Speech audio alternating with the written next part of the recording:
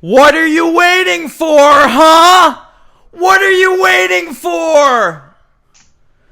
I hope that your answer is a new episode of the franchise. If so, you're in luck, because that's what you've stumbled upon by clicking the new episode of the franchise. I'm your host with, I would say, the most of anybody, the most. Daniel Ehrenberg, the D-Train, on the ones and twos, holding a mic in my hand. I've got notes this week. I've got a triple berry seltzer.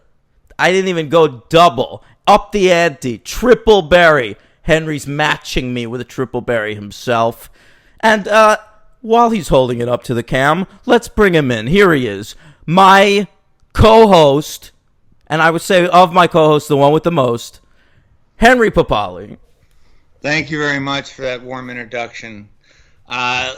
Welcome, everybody, to episode 270, a milestone. 270, How so? of course. It includes the numbers 27, which, of course, is this very, very important age of the number of rock stars who tried drugs and survived. To live on. Also, of course, 27 people in the plane on the day the music died. 27 people in the plane. 27 rock stars who did not die. Yep. 27 people died at Altamont as well. 27 people can fit in an average London taxi. 27. 27. That's right. Pink Floyd Live at Pompeii feels like you're watching it for 27 hours. Also was filmed in 1927. So very, very, very salient. Yeah. So when you hear people talk about the 27 Club, they're talking about all that stuff. Yeah, they don't just relegate it to some little niche. It doesn't own it, okay? And especially number 270, which I claim as the franchise's official number. 270. The official number of the franchise is 270? Yeah, so like when we get arrested by the cops, you and I, for a 187. Correct. They'll say 270 apprehended, 270, and everyone on the radio, cop radios, will know that. Oh, I like that. It's sort of like how they call the president Eagle. Correct. Mm-hmm. Correct. We're 270, 270. I remember on the West Wing when Elizabeth Moss was the president's daughter, and every time she would move, the Secret Service would go, book bag on the move. That was her. Book bag? Yeah. What? She a nerd or something?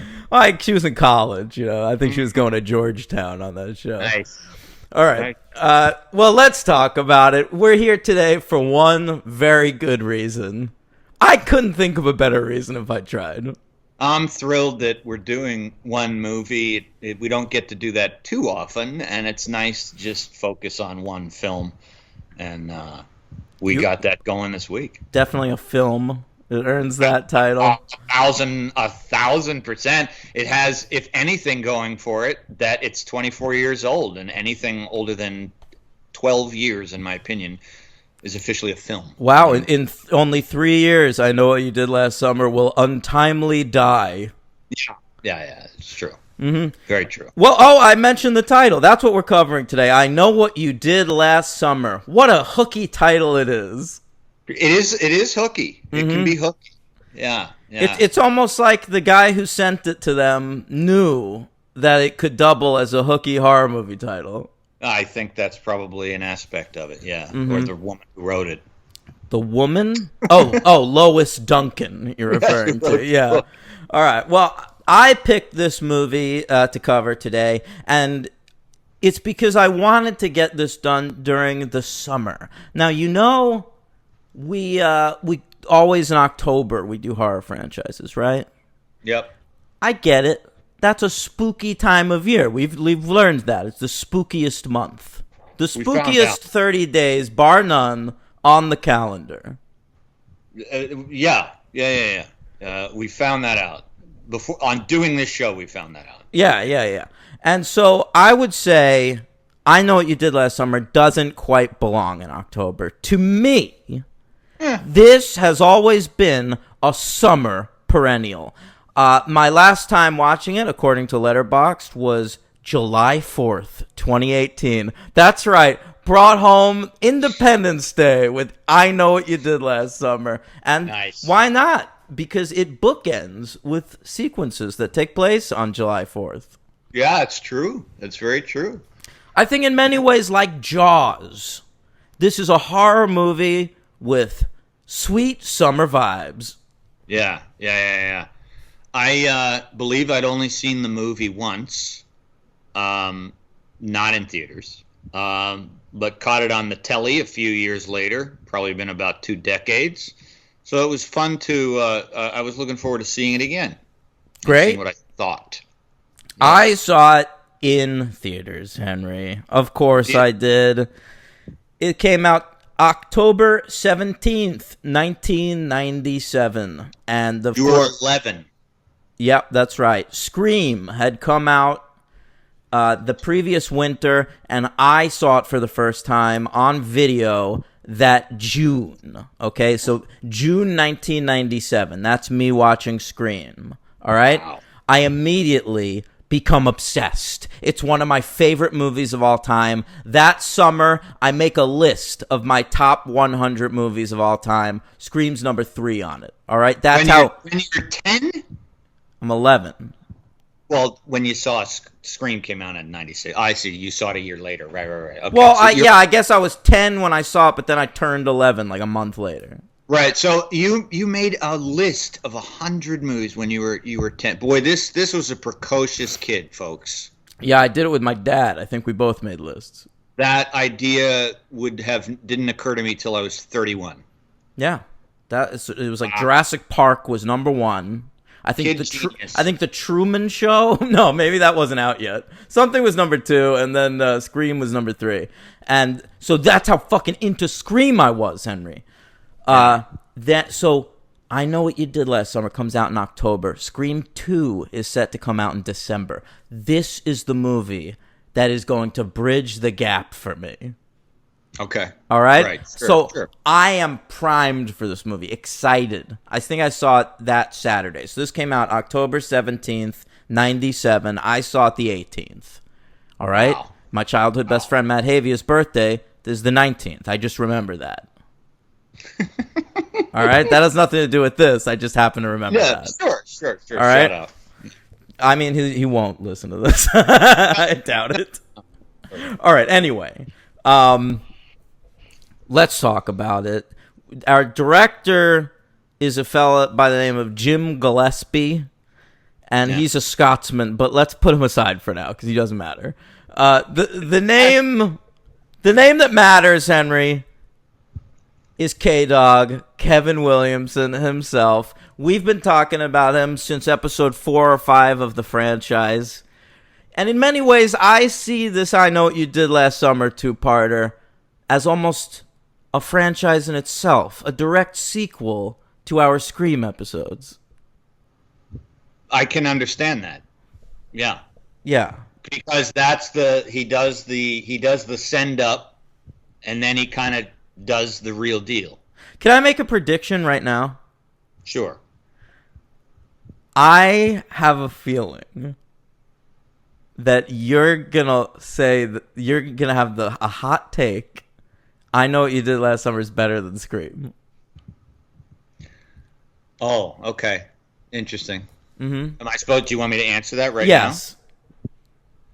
now? I don't. Okay. Don't All right. That's good. That's Now, good. however, it will appear by the visual recommendation that they are.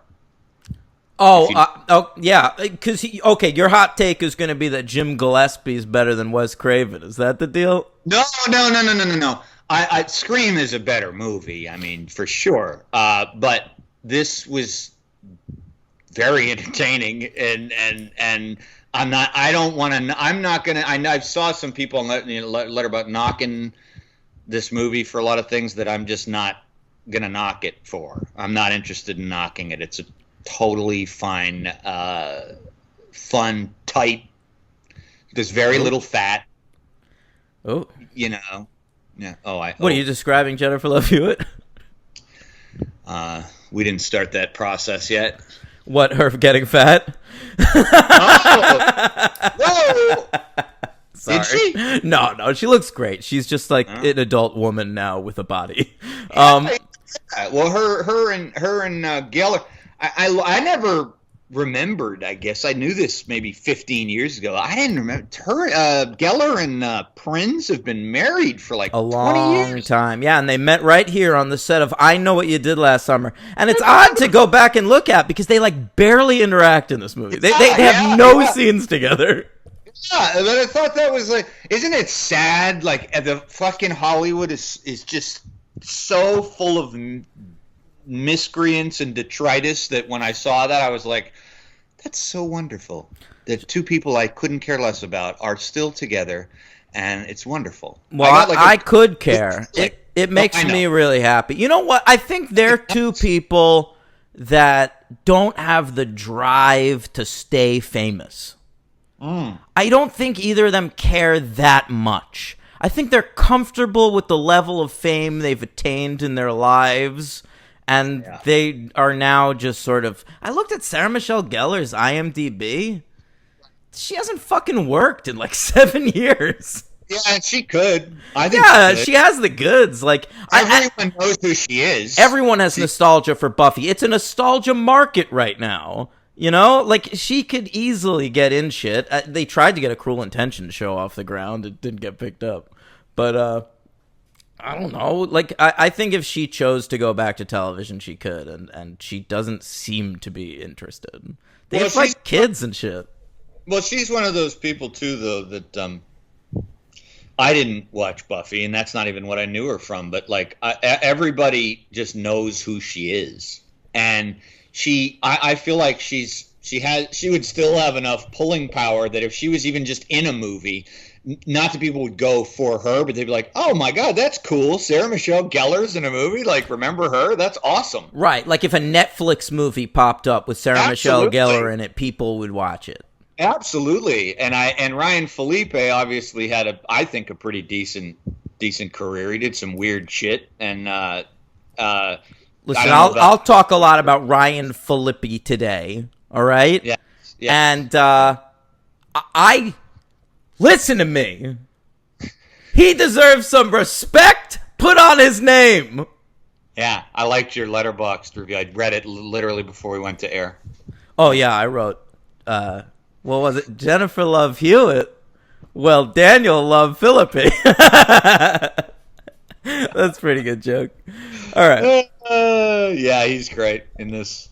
Okay, so let's talk about I Know What You Did Last Summer. Before we get into like the cast and all that, the wonderful quintet of SMG, JLH, FPJ, and Phillippe. Wait. Quartet, sorry. I think one of the quartet is not up to the level as the other. Yeah, I would agree with that strongly. Oh, but I wonder if we agree on the same person. I'm interested. Okay. I'm very interested now. All right. I Know What You Did Last Summer got its franchise start in the year of our Lord 1973 as a young adult novel. I, of course, was not alive, so I could not read it. But More odd was I. 1973? No. I know. I just blew you got to recalibrate for a second. 5 years prior to my What was 73? existence. Watergate? Weren't you, like, covering that for a paper or something? The Daily Sentinel out of a little town outside of Spokane, but my that was my sentient self. Yeah. Oh, understood. Now my physical being was 1978. Okay. Now, Henry, this book I read as a young lad right before this movie came out. This is, again, how into fucking Scream I was. Like, Yeah. I was so fucking excited about I Know What You Did Last Summer that I was in the mall with my mom. We were in a B. Dalton, Henry. Oh, yeah, the B. Daltons. All right. I saw I Know What You Did Last Summer. It had the movie cover, all right? So it's the poster, and it says in a little starburst, soon to be a major motion picture. Very exciting. Yeah. So I'm like, is it now? I'll read that shit. All right. I'm looking down there. Oh, Buffy's in this? Yes, please. Right. All right. All right. So I bought the book. Well, my mom bought me the book. Yeah. All right. I stole a bookmark by accident. I thought they were free. That's totally reasonable. All right. But it was a cool bookmark. It was a Star Wars bookmark, and it had a little tassel, and the bead looked like the Death Star. Whoa! How about that? Yeah, I can see that probably wasn't free. Yeah, I should have known that it wasn't free, but I'm You're dumb. 10. The Yeah. fuck? 11, yeah. All right. So, read the book, loved it, Henry. It's one of my favorite books. I have read it every few years ever since. Really? Yes. So it's not shit literature or anything? It's I mean, It it's is a spoiler, but it's good? It is a quality novel. Yeah, it's for young adults, but it's got some adult themes, all right? It's 1973, so the Vietnam War is a backdrop. Sure, of course. There's just a lot going on. So, Yeah. let's start, I guess, by talking. I'll tell you, the premise of the book as it relates to the movie. Yeah. So, in the book, it's the four of them. They have the same names and shit. And they run over a little kid. He's like a 12-year-old kid, all right? And they fucking kill him, unlike this pussy movie. And they dump the kid into the water. It's a much more straightforward premise, you know? In the movie, it gets really convoluted where it's like, oh, well, this kid killed his girlfriend, and then he was going to kill himself, and then the girlfriend's dad was going to kill him. It's like, calm down with the exposition. Exposition? Yeah. Exposition, Kevin. I like that word. All right. We'll keep it. Yeah, let's use it for the show. Exposition can mean a lot of things. It's when an audience claps at exposition. That's an exposition. Yeah, because it's an amalgamation of the word exposition and acclamation. Oh, I was thinking ovation. Either or, it's our word. Yeah. All right. So they run over this kid, right? Then a year later, it's like the movie, right? They're all sort of a little messed up. They've split up. They're not friends anymore. Yeah. Julie's gone away. The Jennifer Love Hewitt character's gone away to college, as in the movie. The Ryan Phillippe character becomes a quarterback, as in the movie. And in the book, you can imagine that he has a body that could ever be a quarterback's body. Then I think Freddie Prinze Jr. It's all relatively close or whatever. Sarah Michelle Gellar is the most different one because she's working as a local weather girl. Okay. All right. In the movie, did Ryan Phillippe? Did he? I didn't get the impression he actually ever did become a quarterback. It seems like he just lazing around. How dare you? No, he is a college football player at that point, at the same college that Julie is at, because Sarah Michelle Gellar asks her if she ever sees him on campus, and she says no. Okay, but I didn't. Okay. And we know that he's a football player because we have that scene where he's working out to that Kula Shocker song, and then he goes to the coach and is like, "Hey, coach, anybody else working here tonight? Correct. Hey, coach." Right. That's so funny. I just thought he was just I never got the impression he was actively playing football. Well, we never see him in a football uniform. In this kind of movie, I don't infer what I can't see. Listen, I know the way Kevin Williamson's mind works. All right, I can infer everything. All right, so in the book, he gets shot, not run over. That's different. All right. Right. But it's basically the same. Ultimately, the big difference is the twist, and I'm going to spoil a book from 1973 right now for the people in the audience. There are characters in the book One who is like living at Sarah Michelle Gellar's apartment complex. She's in this apartment complex, and he like befriends her. He's new in town, and they like flirt a little bit. And okay, and then there's another different character in the book who like meets Julie, and they start dating, and they become boyfriend and girlfriend because she's not with Freddie Prinze at this point. Right. All right. And then at the end of the book, you find out that those two characters are the same guy, and that they were the little kid they ran over's older brother who was away in Vietnam when the kid died. And, yeah, and he's the one who's been terrorizing them the whole time. So then you have to go back and reread the book because you've been picturing those two characters as different people the whole time. That's very interesting. Yeah. That's a cool premise. And so I imagine that it's taking into account if he's a Vietnam vet, probably he's got like PTSD, he's unstable. Yes, they consistently say there are hints that they're the same person because both characters are described as having kind of faraway looks in their eyes. Ah, the 100-yard stare, 1,000-yard stare, yeah. And in I just read a little bit about the book. Also in the book, right? None of the kids get killed. No, the closest thing is Philippi gets shot and like paralyzed. Yeah. But then, yeah. Yeah, ultimately he's able to walk at the end, but he's like in bed for the majority of the book because he's shot very early. But yeah, nobody else dies. He tries to kill Julie, but she gets rescued.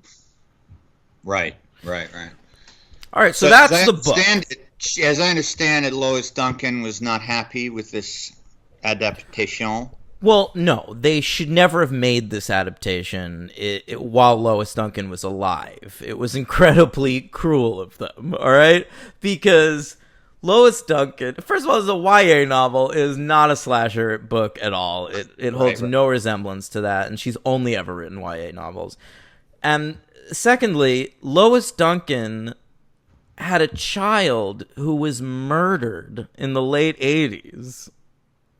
Oh my God. So like to then like make this like cheap murder movie out of her book like only like 5 or 6 years later is really fucked up. Like I completely understand why Lois Duncan was miffed about this. You know, I wonder she's dead now. Make it now. Right.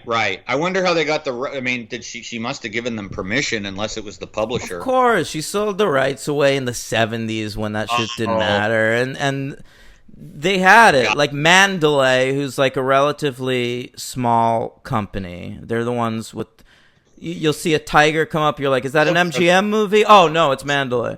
I like it though. I like that little animated tiger. Yeah. And so they had the rights, and I guess like Kevin Williamson worked on it for them in like the mid 90s when he was like a fledgling screenwriter, and then when Scream had some buzz, Columbia Pictures fast-tracked it into development.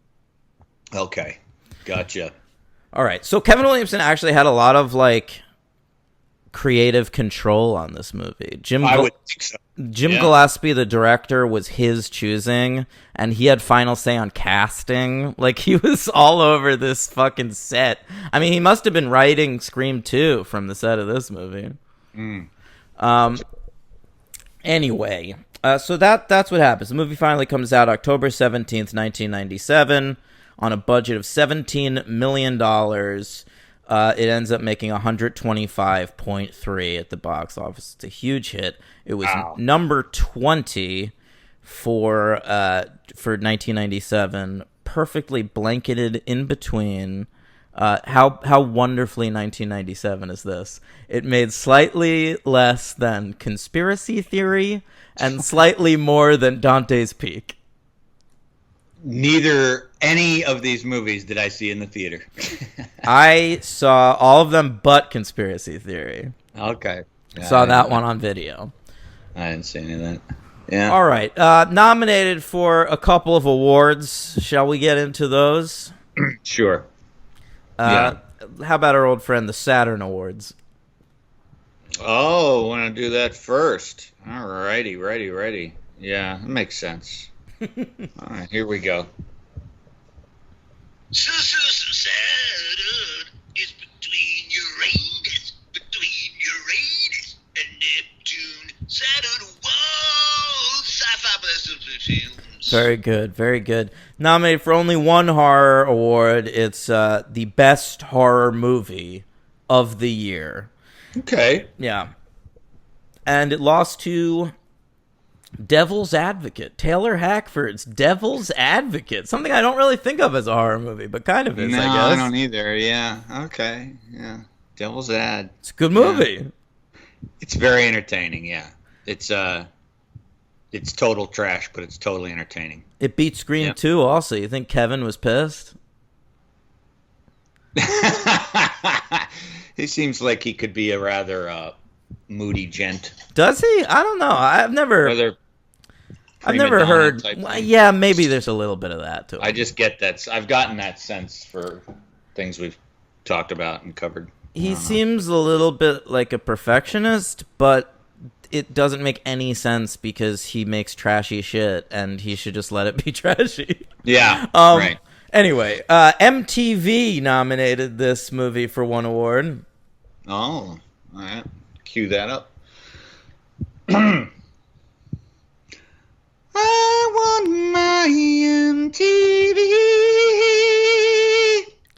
All right, Sarah Michelle Gellar nominated for the best breakthrough performance of the year, and in a rare case of MTV being kind of cool, they gave it to Heather Graham for Boogie Nights.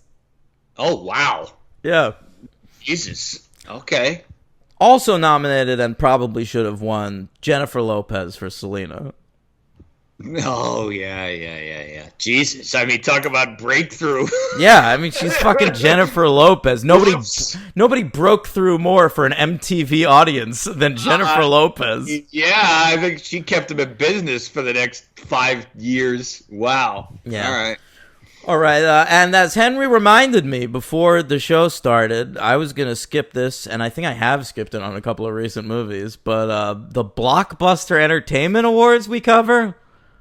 That's correct. That's right. So here we go, folks.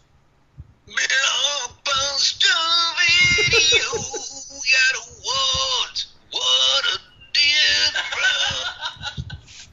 difference. Well, according to that, I find it amusing. Yes. There's canned laughter that Dan pre-recorded. I dubbed it into the recording of that. Nice. Yeah. All right. Well, this did get a bunch of nominations, and that's partly because Blockbuster nominates everything in their little genre categories.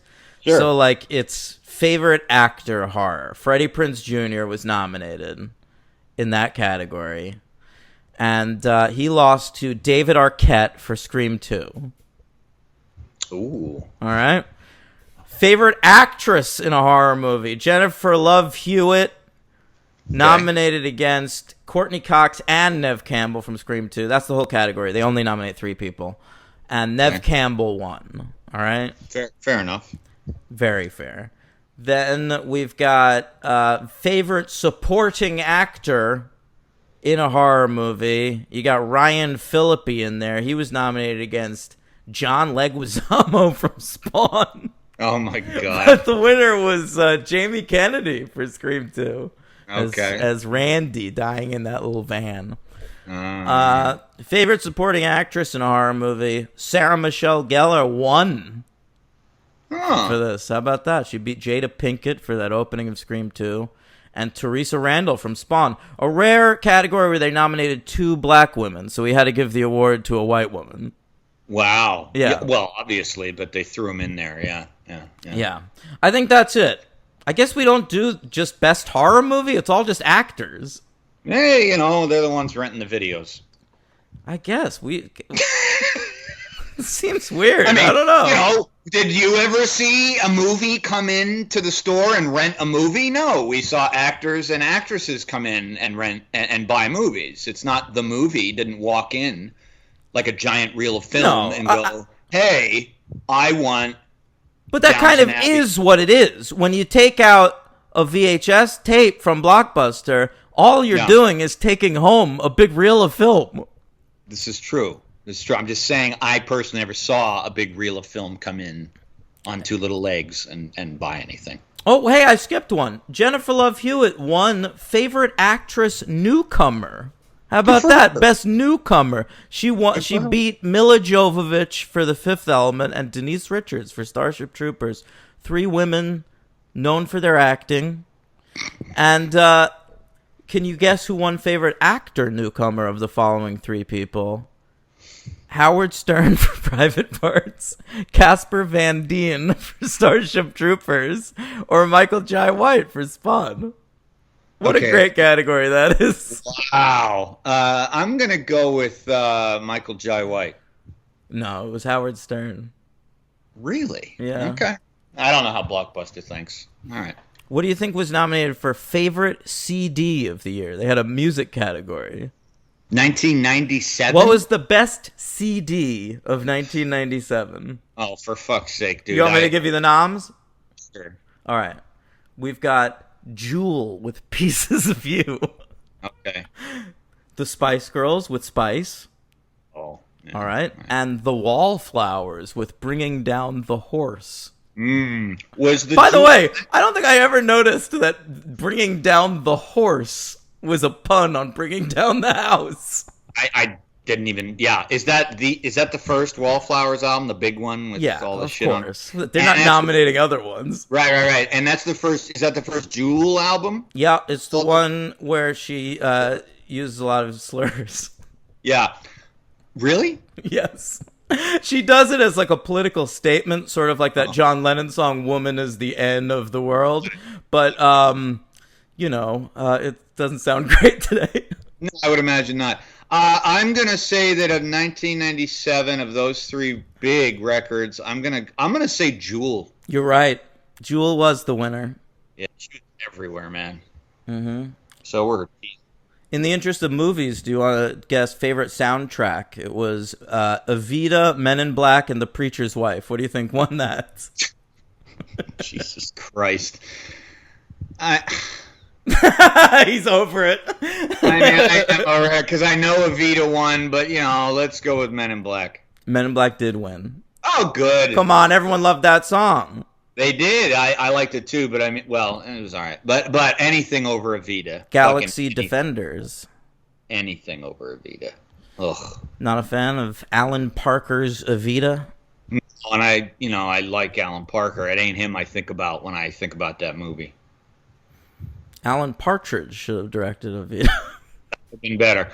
Anything with ALW can go. Oh, right. Of course, you hate that guy. All right, next, let's move on. I know you did last summer. Let's just start talking about it, right? Yeah. So where do we begin? Oh, I'll tell you where we begin. We zoom in. It's a long fucking... What is this, a helicopter shot they're doing? Has to be, right? Yeah. I was impressed. Looks like the beginning of fucking Working Girl. That'd have been great if they would have borrowed the rights to that song. Oh, could you imagine? But what a song they do open with.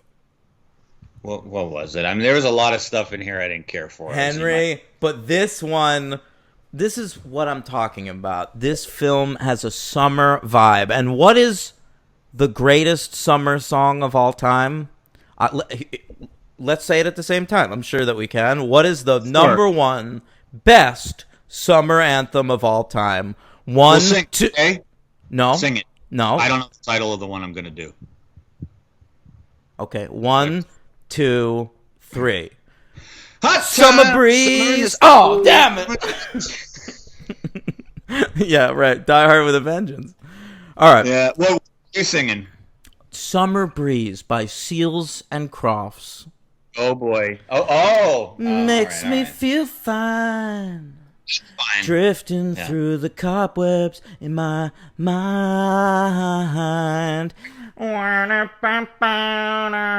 But what you get in I Know What You Did Last Summer, opening the movie, a little fart rock band called Type O Negative. That's right, a band I have seen live, I tell you, performing Summer Breeze.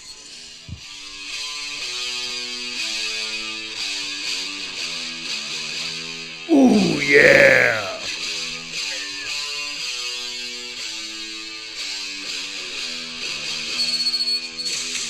Let me hear it. Ooh, summer breeze. Make me feel fine. Let me blow your mind.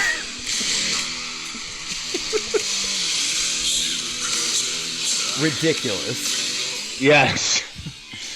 I fucking love it. Nice improv, though. Nice improv. Thank you. I probably didn't even notice that shit. I thought I probably just, the first time I saw this movie, just thought it was some bullshit rock song. Now it makes the whole movie for me.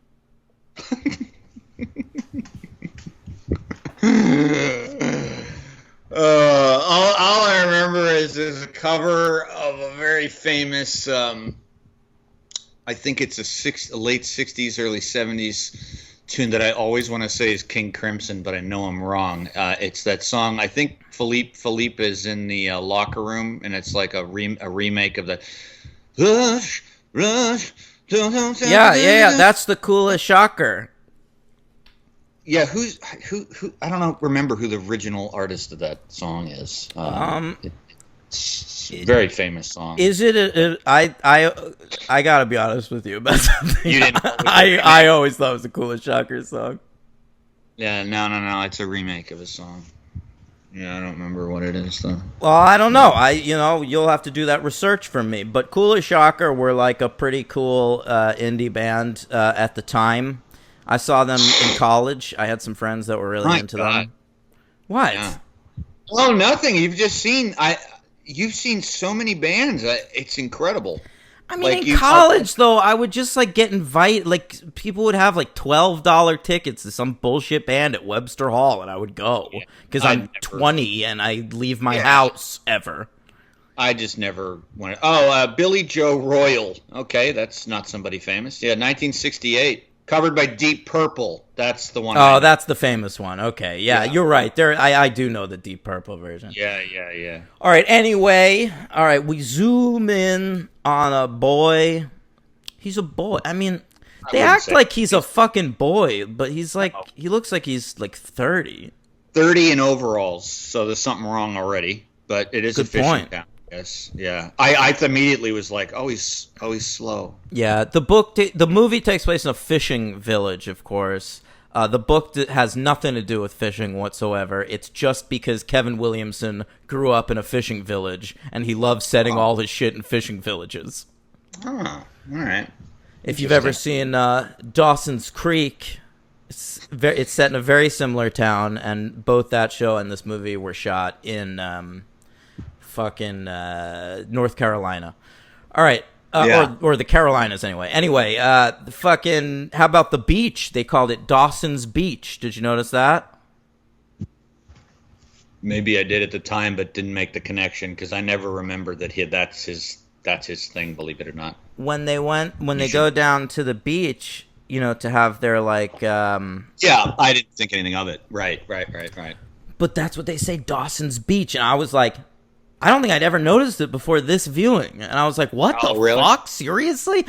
Because this is pre-Dawson's Creek. Like, this movie came out a few months before Dawson's Creek.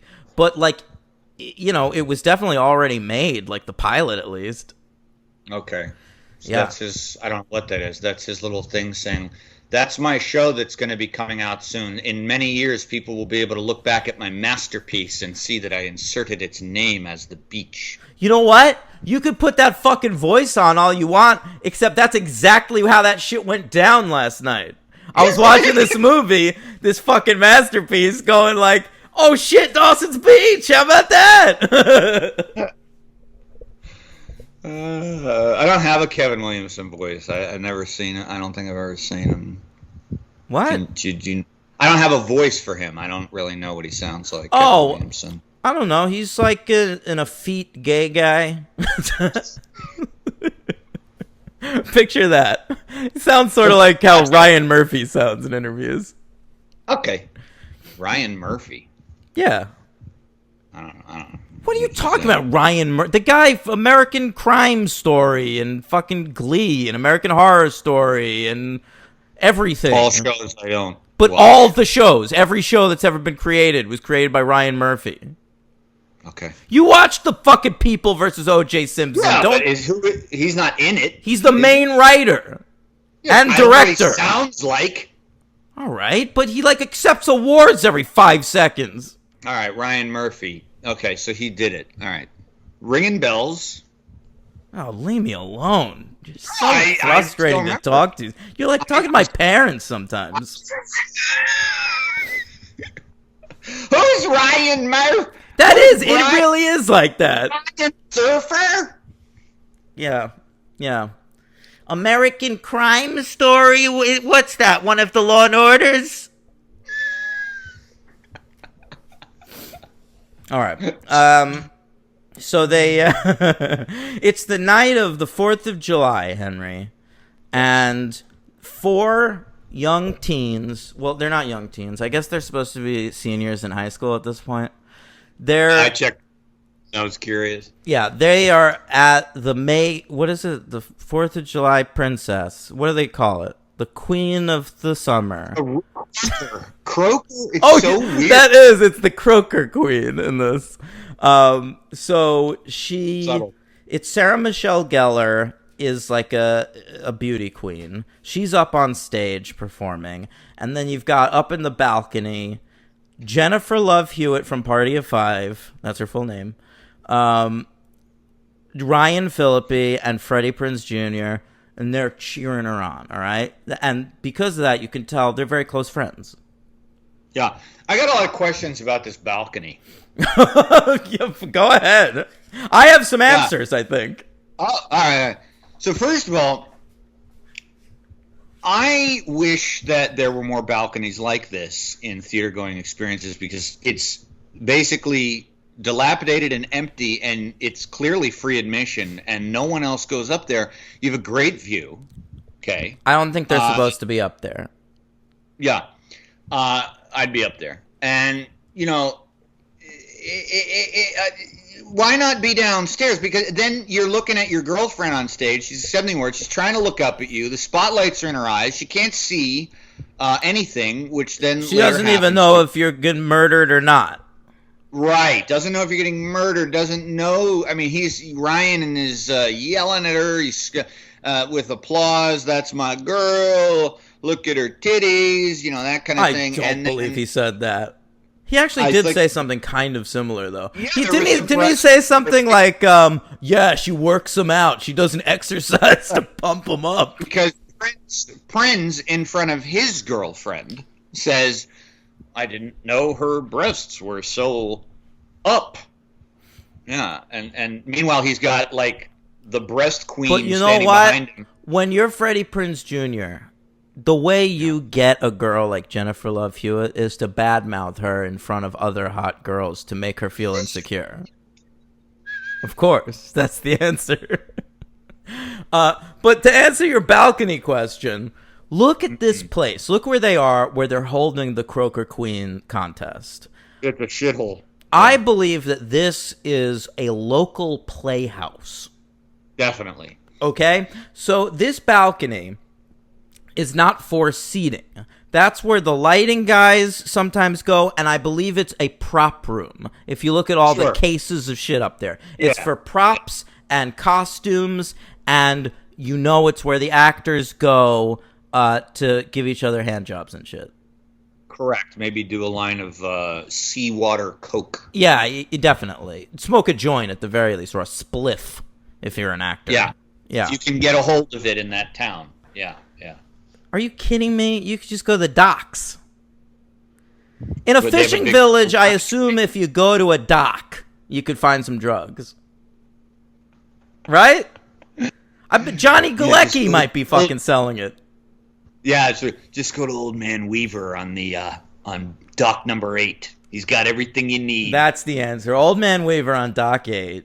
He is always there. He is listening to that Bob Marley best of 24/7. All right? he he has a boat, but it's a canoe. Blood work. Yeah. What'd you say? He's Jeff Daniels in Blood Work. I don't remember Remember Jeff how he Daniels lives in Blood Work. Oh, I do kind of remember that actually. Oh, that's right. He turned. Oh, spoilers for Blood Work, Henry. So sorry, a mediocre Clint film. It's kind of watchable. It is mediocre though. I don't want to oversell it. Saw it in theaters. I was annoyed. Oh, I didn't, so that probably helped. All right, Henry. They are celebrating, having a great night. They then go to a party. There's an outdoor party after Sarah Michelle Gellar wins the Croaker Queen. Right. All right. And I like to call this the exposition party. All right. Sure. You've got the great band Southern Culture on the Skids performing. And but the real purpose of this party is we're going to walk through it with our main characters, and they're going to bump into a series of people that are later going to be the suspects in the movie. Correct. I did like that the band was like more. They were a little bit out of place. Their musical style. It was kind of interesting. There was just like a trio and a female bassist, and the genre of music I can't recall. It was a little lighter, as I recall. Southern Culture on the Skids. I believe they were sort of. They're an actual band, then, is what you're telling us. Yeah, they're a real band. They're like a southern rock band, but a little bit off kilter. Yeah. I don't know, sort of like early Kings of Leon, maybe. Okay. I don't know. Anyway, yeah. I shouldn't speak about things I don't know about, but I do all the time, constantly. I know. I Yeah. know that. I just decide I'm right about things in my head. And I just That's part of your thing. I guess so. That's just your thing. You can't get rid of it. Yeah. Yeah. All right. Anyway, at the party, first they meet Johnny Galecki. He's there, and they're like, "Hey, Johnny Galecki, how are you?" At the time, I was just like, "Oh, the kid from Roseanne, weird." Yeah. Now he's richer than everybody else involved in this movie. Is that right? He's come up on the show maybe many eons ago. Why is he so rich? Well, he came up on the show pretty recently because he was Rusty in Christmas Vacation. Oh, fuck. Right. Yeah. Yes, and he's good. He's good. He's a good Rusty. He's a good actor. But yeah, then, of course, he went on to star in The Big Bang Theory, got himself an executive producer credit on that show, ran 12 seasons. It's the #1 show in syndication in the world, which frustrates me, but is true. And there you go. So Johnny Galecki is loaded. Well, good for him. Yeah. All right. So he's in this movie. They run into him, and his purpose in the scene is to be like, "Hey, Julie, I have a crush on you, and I'm going to be kind of a creep about it, all right? We should hang out this summer." I was actually confused because the way she reacted to him, I don't just, just your reaction. I'm with this guy right here. You know what, though? They were probably like friends in 3rd grade or something, and she's got to still be nice to him, and he's just hanging around thinking that 3rd grade friendship's going to turn into a blowjob down the line. But he knows that she's with Frederick Prince. Yeah, but he also knows that she's smart. She's going away to school. They specifically say to Massachusetts, but they don't tell you which school it is. Right. What is she going to fucking Harvard? I don't know. I'm sure. Anyway, wait, but then also Ryan Phillippe's going to the same school. It's got to be like BU, right? Doesn't make a lot of sense. BU, yeah. I don't know who has a good football team in Harvard has a football team, so there you go. Yeah, but I don't see fucking Barry from this town going to Harvard. No, I certainly. Well, hey, it's athletic scholarships. They don't really care what you're doing. Great point. Yeah. Yeah, we definitely need this 5'9" quarterback. All right. Anyway, first they meet Galecki. Then it's Elsa, who's Sarah Michelle Gellar's sister. She's going to be a suspect pretty soon, and she's played by, of course, Bridget Wilson, Pete Sampras' wife.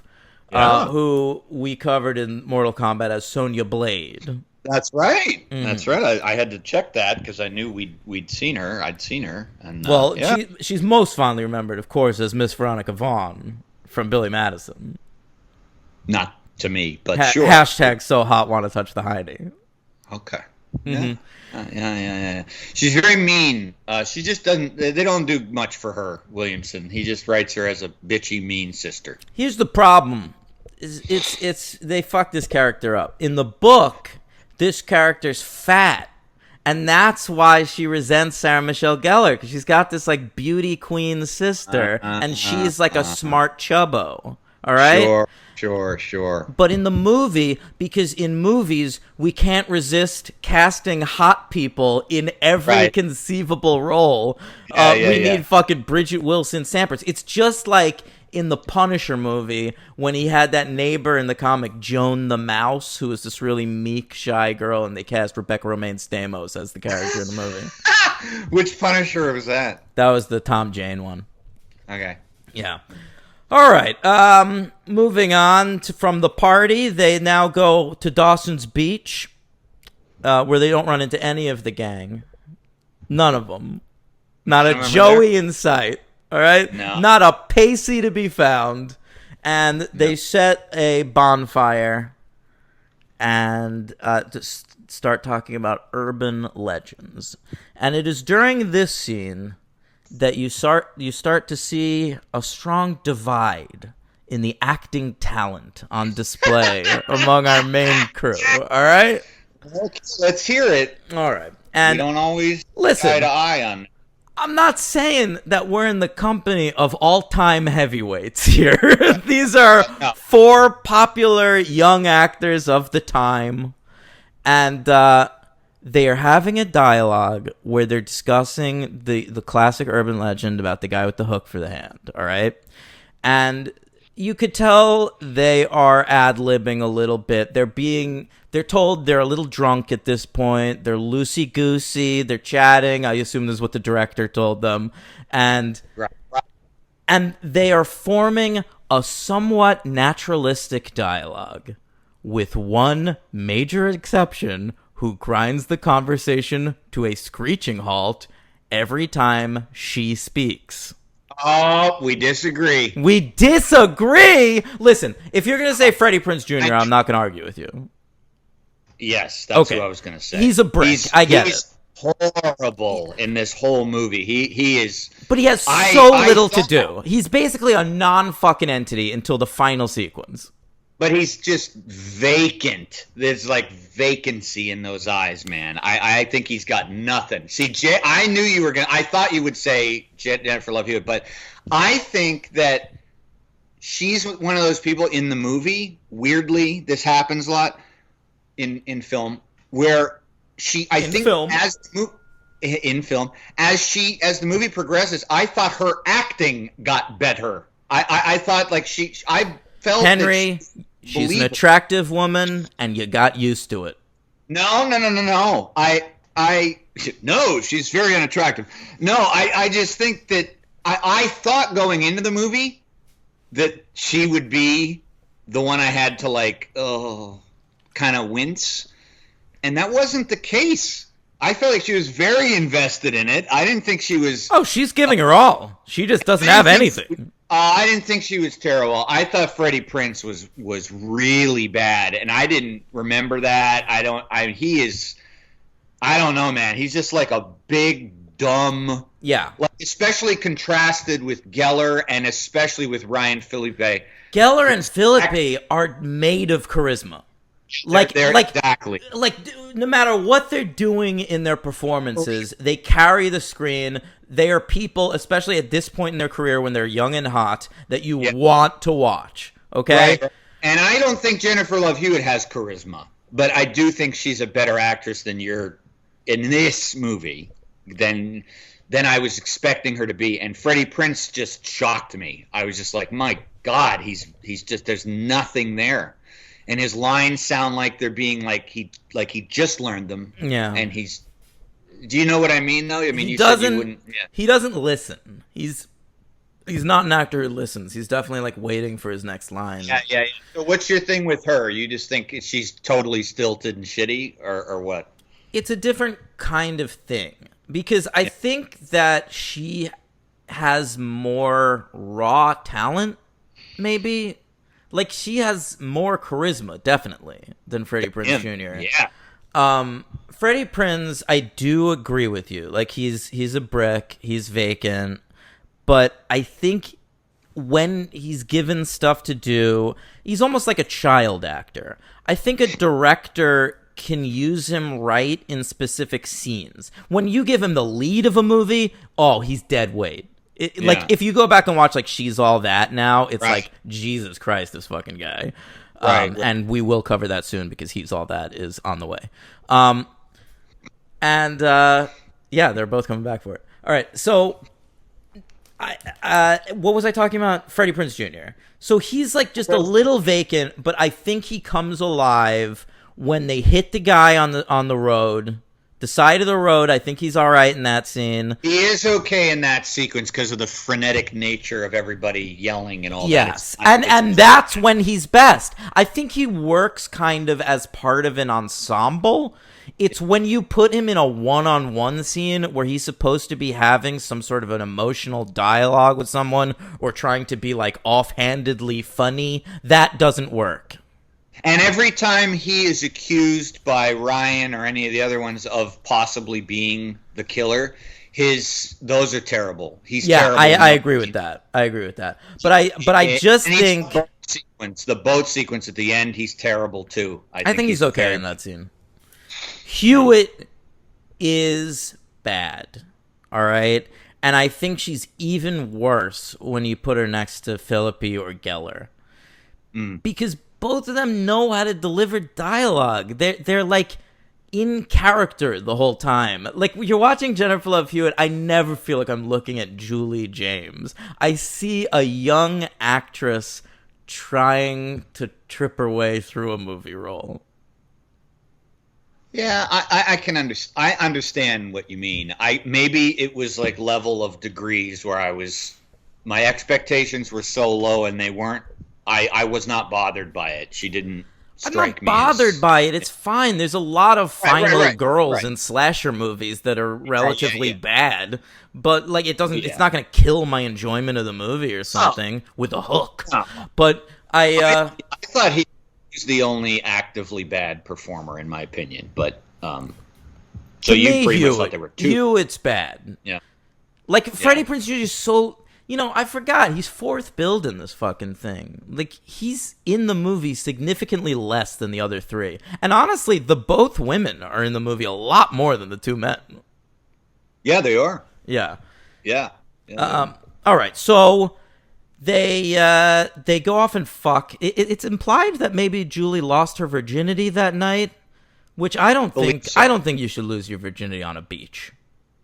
It's you get sand everywhere. The tide could come in. I mean, unless it's From Here to Eternity and you're into that kind of thing. It was odd, but there's one line, right? He says something like, "Are you sure?" Are you sure? Yeah. And she's like, Yes, I'm sure. You get the vibe she's been saying no for a while. And now it's time, baby. Yeah. It's sort of exactly... There are a few actually beats in this movie that the Scream movies do exactly, and that's one of them. 1,000%. Yeah. True. The other one that I think is even more embarrassing is Julie's black roommate at college. Bad. All right, so this movie comes out 2 months before Scream 2, and in Scream 2, Julie has this roommate, Hallie, right? Not Julie, sorry, Sydney has this roommate, Hallie, played by, I don't remember. All right, but she's like in the movie, but she's not a character. She's just this black girl who's very supportive of the white girl who's actually the main character of the movie. And in that movie, it's just like, hey, she's sassy, of course. Sydney, get your white pasty ass over here. It's always just about how white the other person is, and so it's Sydney like, all right, you know, I'm a white person, of course. That's all Kevin Williamson knows, right? That's all he fucking knows. He's probably never even met a black person. This is diversity to Kevin Williamson. As someone who grew up in like a fucking fishing village, he's never met a black guy in his life, and he's like, you know, but I feel like I've seen movies where they're roommates. And they're sassy. Yeah, I definitely know they're sassy. I know that. Yeah. I've seen an Eddie Murphy movie, don't remember which one, and that one movie with that black girl, I don't remember what it was, but I remember some sass, some attitude, and they talk about their whiteness a lot. Yeah, I saw The Distinguished Gentleman once. In this movie, it is, her character's name is Deb. That's the roommate, and at the beginning of the movie... Well, okay, so let me get there. They run over the fucking guy and they freak out. That's the best sequence of the movie, as far as I'm concerned. It's a good sequence. Yeah, it is good. I think Phillippe is so fucking good, all drunk, and then his reaction to the blood on him, and the blood's not mine, you know? And yeah. like, that's a creepy moment. And then I think when Julie holds up the fucking boot, like when they're saying maybe it's a deer and it ran away and shit, and then Julie just like hold up a boot. It's funny because I feel like I don't think that the movie is poorly directed. It's just kind of basic, and I think if you had a better director, you could have made those sequences even more scary and taut. Definitely, I think the script through like 30 minutes before it turns into a rather more generic slasher movie. Is actually, because it's telling the story of the novel, which is a pretty interesting story, it's a little bit, it feels unique. Like it could be, like, I don't know, they should have gotten like Joseph Rubin to direct this. He's the guy who directed Sleeping with the Enemy. Yeah, sure. Someone who knows suspense a little more. He could have made like a big sweeping thing. He also directed The Good Son. He makes these like big looking movies. Yeah. But you know, I think that, you know, and the only thing I didn't see coming, nor did I care for it, was when, you know, they drop the body in the water and he's still alive. Like that's kind of, I was like, that's a little yeah. It's just too complicated. I think the strength of the premise of I Know What You Did Last Summer in its rawest form, which is the book, is that they run over a fucking kid, they lie to everybody about it, and then a year later, they get a note that says, I know what you did last summer. It's really simple. Yeah. But, you know, it's so complicated with them. They don't know if the guy's dead. They drop him in the water. They hit him over the head at one point because they get scared when he wakes up. Like, at that point, you're murderers. Like, it's not even a hit and run. Like, they murdered a man. Yeah. And so I have already a little less sympathy than I should for these characters. And you know what? They try to soften it at the end of the movie by saying that the guy that is hunting them was the guy that they hit, and he didn't die. So, like, he never died. It doesn't matter. It doesn't matter that they felt guilty. They absolved. Done. They say that line. I think Hewitt says it. It's ridiculous. The book has a message about guilt. At the end of the book, they go to the cops and tell them what they did. In the movie, they're just like, oh, and by the way, you got nothing to feel bad about, fellas. Everything's all right, even though 2 of your friends got murdered. Right. She's very adjusted at the end too. She's very happy and singing sing-songy in the shower, and she's so like, pumped. Wow. Yeah, and that was a reshoot. The original ending they ended up using as a teaser trailer for I Still Know What You Did Last Summer, so everyone knows what the original ending was. It's similar. Wait, you're saying, but when they released the movie, I'm talking about just that last bit in the shower. Yeah. It's not in the theatrical release, or no, that's in the theatrical release, but that was a reshoot. They originally had a different last scene, and they ended up repurposing that original scene as the teaser trailer for the sequel. Oh, I get you.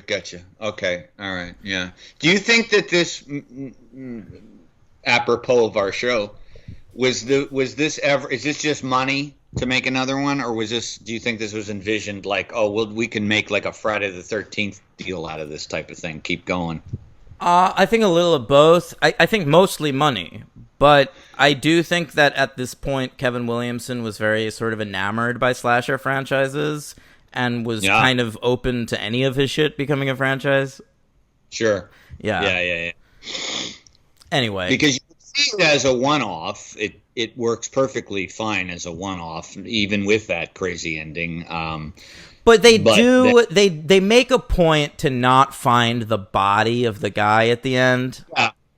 I gotta say, they cut off his fucking hand. And yes. I don't remember how the sequel goes, but he better have a fucking hook for a hand in the sequel. I would imagine being a very resilient man, this average-looking fisherman. Ben Willis. Or played by the actor, what is it, Muse Watson. Muse Watson. I don't know how this guy got fucking fifth billed in this movie. Well, it was interesting because when I was watching the movie, I was thinking about, like, I did not remember if we actually got to meet him and hear him talk or see his face. I didn't remember, and for a very long time, Williamson convinced me that simply wasn't going to happen. Like, there'd be a fight, and I didn't think. And then when they met him, I mean, he clotheslines Freddie Prinze and then says Julie, like, hey, get on the boat. I kind of liked it because it broke a little precedent with what I was just expecting to be a faceless killer that you never see. It allowed for a little bit more, even though it reveals who it is, it's still it's more like a mystery, because then when she goes down into his cabin and sees all the newspaper clippings and all that, it makes him more of a person, even if he's the incarnation of a slasher killer. It was very strange. It was like it would be like if they went like into Michael Myers' den and found him actually cutting out clippings and writing and speaking, and it was like a weird take. You know what I always thought that it should have been? Remember earlier in the movie when they're in the parade and Ryan Phillippe chases after that fisherman because he thinks it's the guy, and then he tackles him, and there's just like an old man going like, "Woo! Woo!" I think it should have been the old man. And he was like, and he was like, Ryan Phillippe fucking tackled me, and I just like pretended to be a scared old man. That'd have been freaky, man. Sure. Yeah. I didn't dig that. Anyway, they almost murdered another guy when he did that too. Oh my god, he was gonna have a heart attack. I was like, I hope that actor had some CPR people available. Well, I don't believe that they actually tackled the actor whose face it was. He did good. He looked pale to me. Stop it. Right. All right. What did you think of some of the investigative work? So, like a year later, after they get rid of this body, they all abscond? No, they all reconverge back in this town, and they're all a mess. And Julie, her hair's a little stringy, so you know that she's kind of fucked up. And Sarah Michelle Gellar's working at her sister's shop. Freddie Prinze Jr.'s on a fishing boat. And Ryan Phillippe doesn't really care. The way sounds like an awesome job. He should have had a beard, don't you think?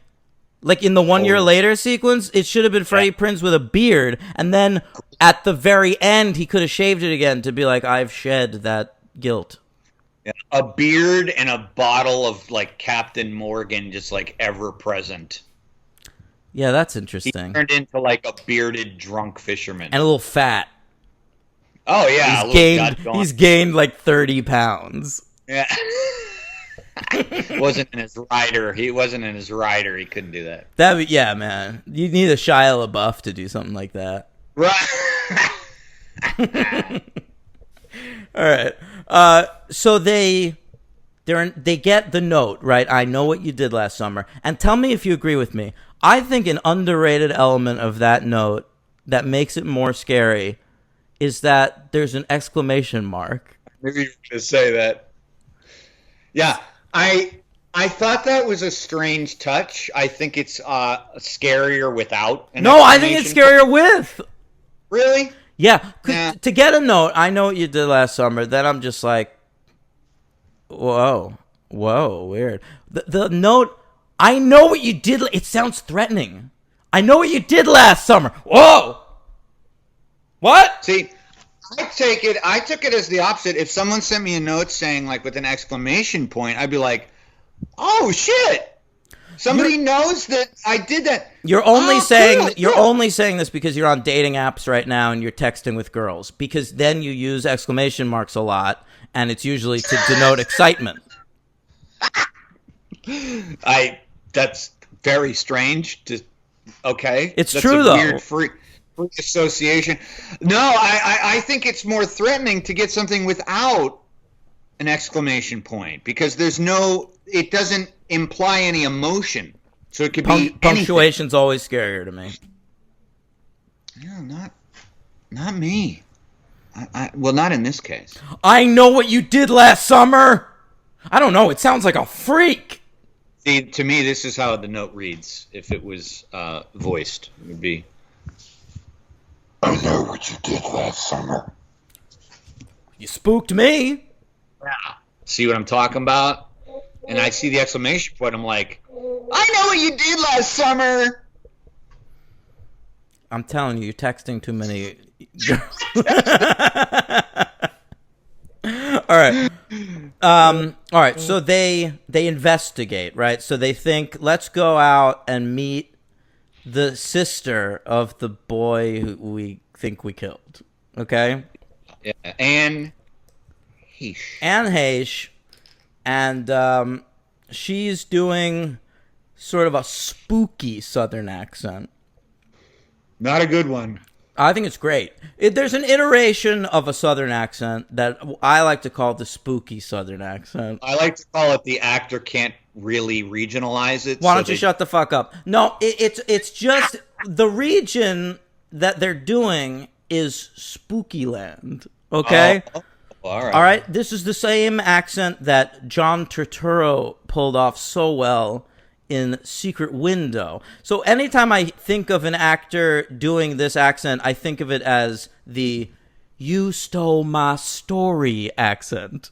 Okay. You stole my story. Window. Wow. What a fucking reference.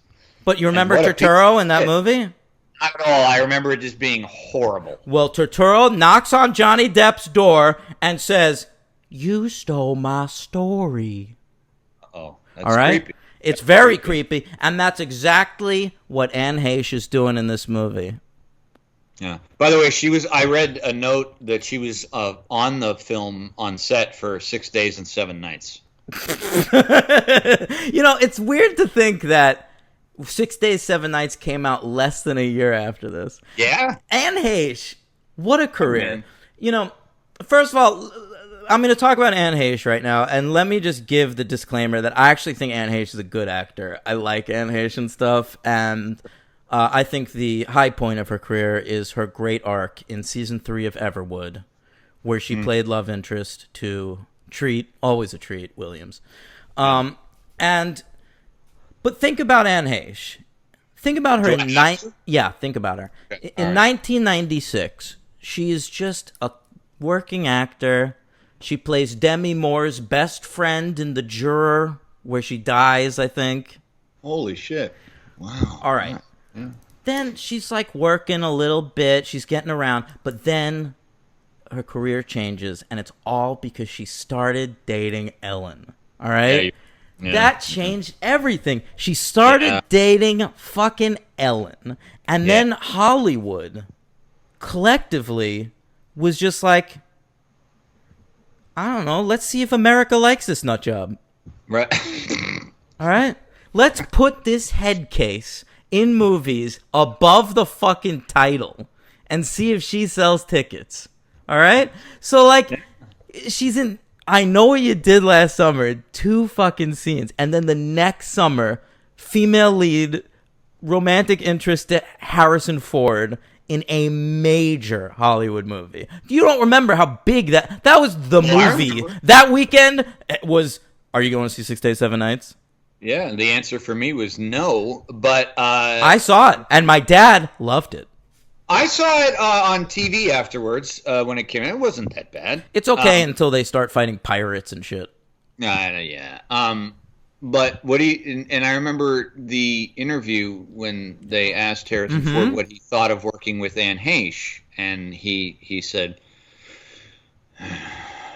"She's good. She knows how to. She gives. She knows how to give. Yeah." That's very diplomatic of him. Well, it was, But I mean, this was the time that summer. Volcano was also around this time, right? Yeah, she starred in that sure. shit. Wag the Dog was a big role for her. She was like all over the fucking place. Anne Heche, but only for like 2 years. You go and look at her like IMDb, and it's like from 1997 to 1998, she's the #1 star on the planet Earth. And then right after, as quickly, it stops as quickly as it began. The experiment was over, and Hollywood was just like, okay, no. We tried. We gave her a fair shot. It's so crazy. And then like she worked in TV for a while after that. I don't know. What's she doing these days? Like, what's Anne Heche?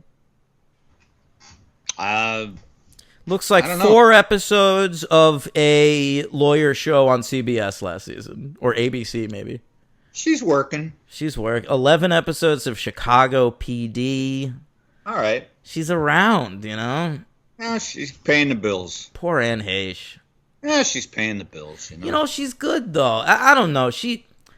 There was also that interview she gave where, remember, she said, like, well, in my head, I'm also a resident of this other magical land that I can go to at will, and it has its own language that I'm fluent in. You don't remember that? I do not. What are you talking about? I do not remember. I'm going to Google Anne Heche Magical Land right now, and I bet you it comes up. Wow, that's fantastic. Oh, my. I can't believe you don't remember this.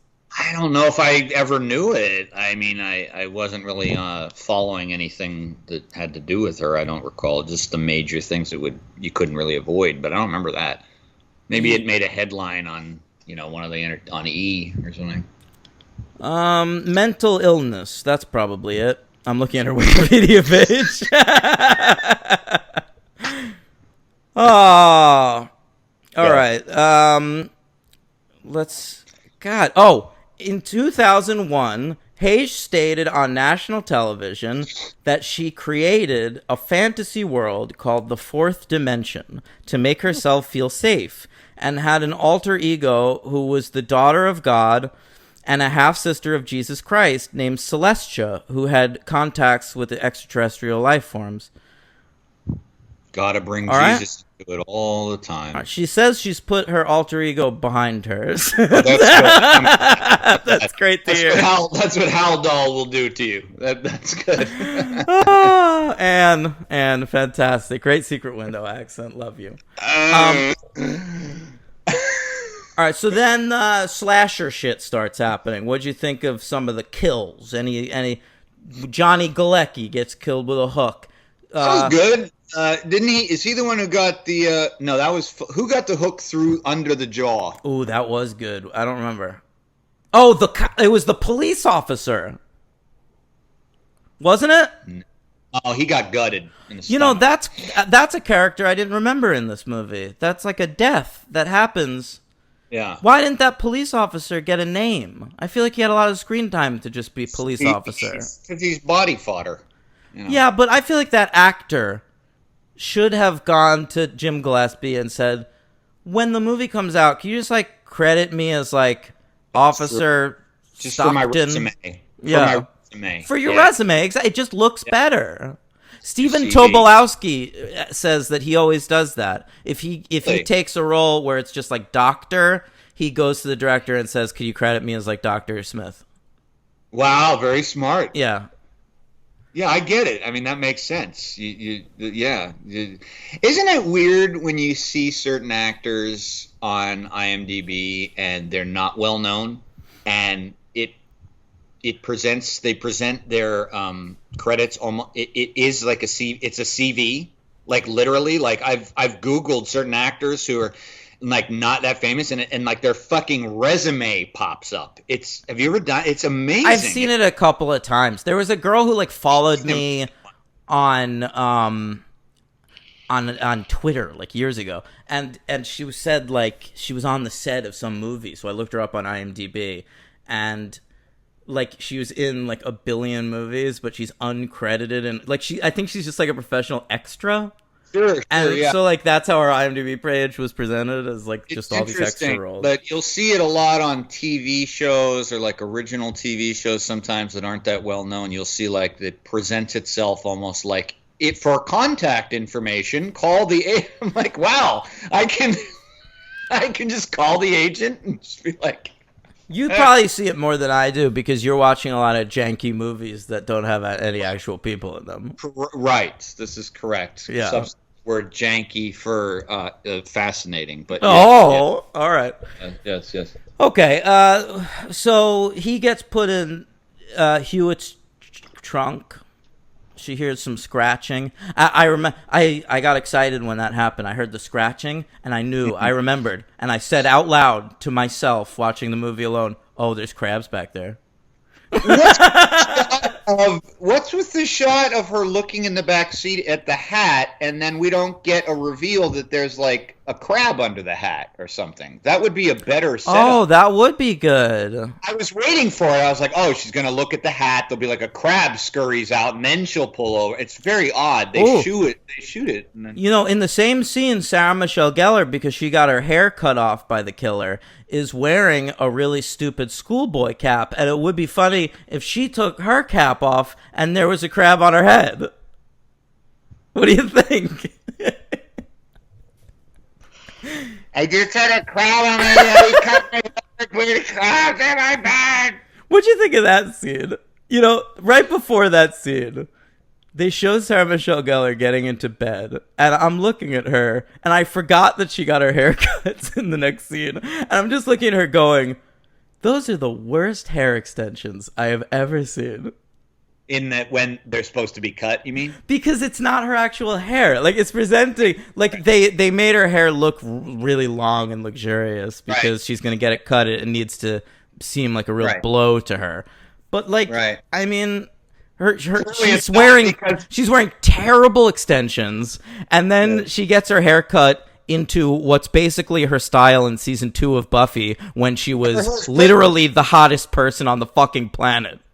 It's perfect, her hair. And like the next 2 scenes later, hat's gone. She went to the hairdresser. Yeah, she wore the hat one time, just in that scene with the crabs. And the hairdresser didn't even look at her and wasn't like, we're going to have to just shave it off or cut it real short to make it even. She's just like, no, I can actually give you a nice sort of shoulder length cut that's going to be perfectly even. Well, as the Croaker Queen, I imagine she gets a discount from the nicest hairdresser in town. I would hope that there's some kind of discount in Crokerville. Yeah, she's the queen, Henry. I imagine that Sarah Michelle Gellar can walk into any bar in this town. She's underage, still get a beer for free. And not just because she's Sarah Michelle Gellar hot, because she's the Croaker Queen. Yeah, I imagine so. I imagine you're correct. Until, of course... Oh, well, she's dead now. But I was going to say she freaked out in the middle of the fucking Croaker contest. Yeah. This next year, because she saw Barry getting killed on the balcony. That was a decent scene, and a lot of the old tropes coming in of the dumb audience and all the people stopping her from that trying to... That scene bothers me. Just look up. Look, she's saying, look up, look up. Before you say, why don't you calm down, woman? Why don't you shut your fucking mouth? Just glance up there. It's completely true, but isn't that all I did on that one? I just gave Williamson the benefit of the doubt. I was like, well, he's purposely doing that because it's what they always do in horror movies. Well, yeah, right? It's definitely like, whereas Scream is trying to like obstruct the tropes of horror films. Right. Like, this is definitely a movie that's leaning into the tropes of horror movies. Yeah, I think he's straight lacing it here. He's just going right. Yeah. I think that's right. I don't think he's attempting any sort of, like, meta-textual narrative here. All right, so he gets killed, and then the killer chases after SMG, Helen Shivers. I can name all the characters. I know. I know you know, Henry. And then I'm saying you know, yeah. Okay, that scene I thought was probably the best, like, scary sequence in the movie. Is him chasing after her through the fucking store and her, like, jumping out the window, and like, that's pretty intense. And covering himself in the plastic wrap like the mannequins. You know, the mannequins are gonna come into play. Oh yeah, they did that in Scream 3 too. Oh, okay. Yeah, and then she falls out the window, and then her demise was rather uneventful but it's, again, that's a directing thing, because that's pretty common in horror, for someone to die where there's just a lot of shit going on around them, like a parade, and no one hears her screaming. But the way the framing is, I thought was rather poor, because she's just like behind some boxes, and then he like cuts away. It's like, it's a major kill, dude. Think about how amazing the sequence is in Scream 2, where Jada Pinkett gets killed in the crowded movie theater, and then think about how throwaway this is. Yeah, I mean, a lot of movies where that kind of thing happens, it's very throwaway for a death that important, I would think. But yeah, she's the co-lead of the movie as far as I'm concerned. And especially in the audience, I'm like, don't kill Buffy. What are you doing? Right. Well, you can't kill Buffy, right? Isn't she, like, immortal or something? I'll have you know that Buffy died twice on that show. All right? So she's immortal. Well, no, they had to go through this whole ordeal to rip her from heaven back to Earth, okay? Pimpara, simple, give me the power. Give me the power, I beg of you! Yeah. It was like that. Oh, God. Okay, what happens? I mean, that's the movie, right? Yeah. Yeah, and then they chase him to the fucking boat. That's the end. By the way, that's badly directed too. The boat chase is not as good as the store chase, and it's because of some janky ass props, bro. How about the part where she pulls down those dead bodies from that like what is it, like a ice thing? Well, he's keeping all the ice for the fish. Yeah. And he pulls down the ice. It is so clearly just fake ice. It is, but I thought that was an inventive sequence, though, to have the ice. Again, it's good on paper. Hey, you're right. Ice is expensive. They wanted to cut on that. I'm sure it's because they wanted to make Jennifer Love Hewitt more comfortable and shit. Why wouldn't they use real ice, though, I mean, make it a little colder on a boat, know what I'm saying? All right, I won't be that guy. I'm sorry. Yeah. It's Jennifer Love Hewitt, so I go back. I divert to 13-year-old caveman brain. Who cares? Yeah, totally. Well, whatever. Anyway, that's how that shit goes down. The dead bodies look terrible, and they look nothing like. I was like, that must be Ryan Philippe. That must be Geller. Yeah. I read in the IMDb trivia that Jennifer Love Hewitt saw Johnny Galecki's and then had to call Johnny Galecki to make sure he was alive in real life. And what that tells me about Jennifer Love Hewitt is that she's stupid. Is that real? I don't know. It's on IMDb. Oh, Lord have mercy. Jennifer Love's career, the cream rises to the top, Henry, and Jennifer Love Hewitt is not the cream, okay? She had her opportunities, They wanted to make her a star. Hollywood was all in on Jennifer Love Hewitt. Think about that movie Heartbreakers, all right? I remember it, yeah. That is a movie where Sigourney Weaver, like, she's basically forming a comedy team with the great Sigourney Weaver. The male lead of that movie is Gene fucking Hackman. No, I know. I mean, Hollywood was ready and primed for Jennifer Love Hewitt to be, like, the big deal. And then they couldn't make it happen, and the reason is just because she's not a very good actor. Well, I think that's true too. Yeah, I think that's true because I mean, I'm even in my head as you were saying all that, I was like thinking about like what she could have done, what roles she could have taken, and I can't think of anything. Like I'm thinking, like you couldn't put her in fucking Zero Dark 30, Right? She can't do anything. I mean, you could kind of maybe they could have made her like had like a sub career of like the next door neighbor in a drama or something, you know, like.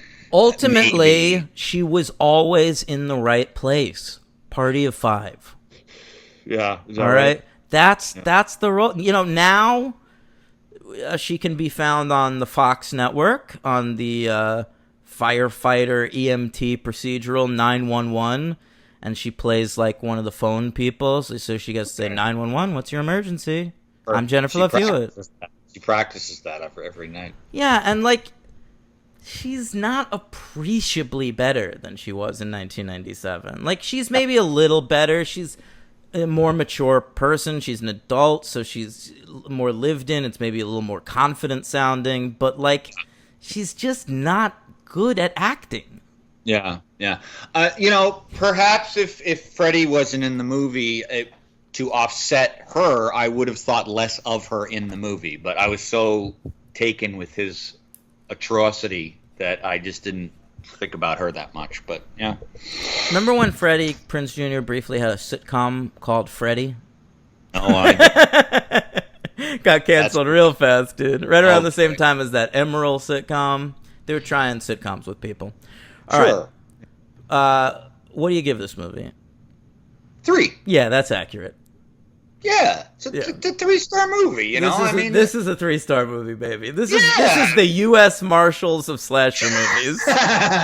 It's competent. It's nothing insanely extraordinary at all, but it's quick. It's relatively short. Could have cut maybe 10 minutes. Agreed. It's an hour 40. It should be an hour 30. 90 minutes would be fine. But you know, it's a good soundtrack. Mostly good cat. Hey. Oh, when they're drunk driving to the Mighty Mighty Boss Tones, I was fucking in. Gibney was the composer, and his music sucks. But I disagree. I actually think the score is pretty good in this movie. Well, it's appropriate for the movie. It's moody. It's moody. He's just he is like the definition. I could hear like 2 or 3 other movies in those themes, and his very derivative guy, but you know, it's a horror movie, so he's doing the right cues and the right crazy violin stuff. And yeah, it's very sort of dark and stormy night. Yeah, it's nothing that I ever would be like, oh man, I remember that score from that movie. But few movies are. So yeah, how many slasher movies can you remember the score? John Carpenter movies. That's it. That's the end of the list. Friday the 13th. Yeah, I know. That's fucking great. Yeah. True. 3 stars for me. What's that guy's name? We were obsessed with him when we were covering that. Manfredoni. Well done. Thank you. Christ. Fucking 5 years ago, man. I don't remember that. MVP? Yeah, right. Ryan. Ryan? Yeah, me too, bro. Philippi, baby. Okay. Yeah, and LVP. He was also funny. Like every so often, he would like say something really sharp about Julie or Ray, especially, and he was good. And I also liked the way he was really willing to come across like an asshole. Like he really got into Jennifer Love Hewitt's face and like yelled at her. Yeah. He's a dick. Yeah, he's a real dick. He's a good dick. Yeah. He's very good. My LVP was Freddie. And mine is Julie. Yeah. Wow. The star. Yeah. Well, but whatever. Yeah. No, I get it. All right. And who's your? Oh, anything else? What else? No. Are there other segments? Are we done? far as I know, the tradition was rating and then MVP, LVP. All right, great. Well, I'll tell you what. We'll be back next week. You know, I do have to tell you something about this franchise. Here's something I didn't know about. I chose this franchise for this week specifically because it's like a fun summer franchise, like I said. And then I immediately looked up like the Wikipedia page for I Know What You Did Last Summer, as I do. Yeah. And noticed that there is a television version of this in development with Amazon set to come out next year. That's fucking funny. I thought I heard that. I thought I saw something about that too, but I didn't know it was actually going to happen. It's already like cast and shit. 24 years later.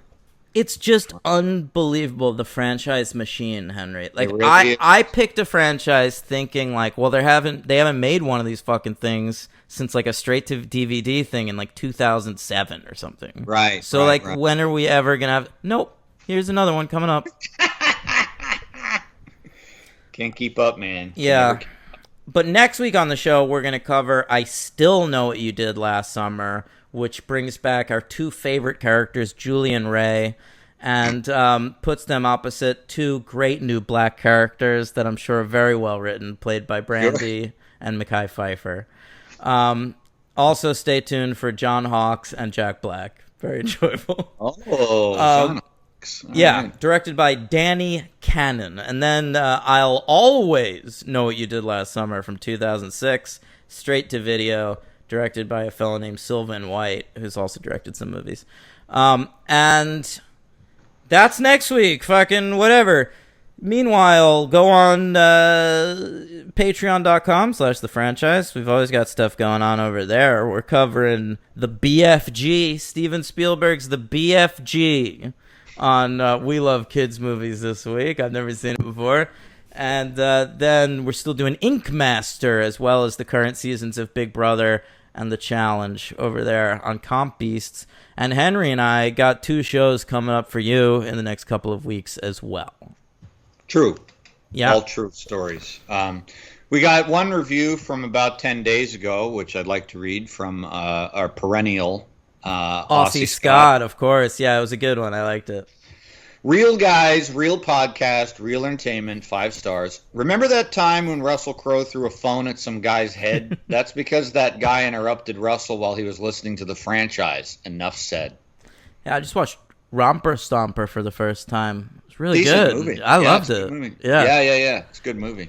Yeah, all right, Russell. Shout out to Russell, fighting around the world as always. Yeah, Russell. And Unhinged. Yeah, make sure you leave a 5-star rating or review on iTunes or whatever you listen on, like that dude did, Aussie Scott. Spotify, we're on there.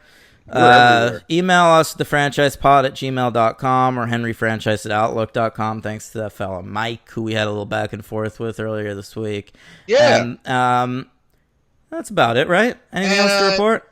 Well, also check out our Wix site.